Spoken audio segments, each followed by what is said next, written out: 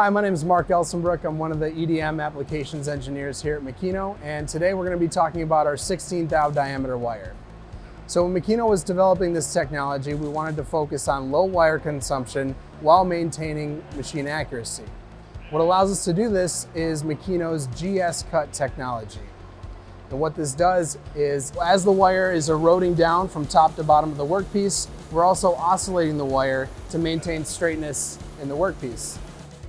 So with this technology, which is built into all of Makino's machining conditions, we're able to maintain similar wire consumptions with 16th thou wire as we are 10th thou. Thank you.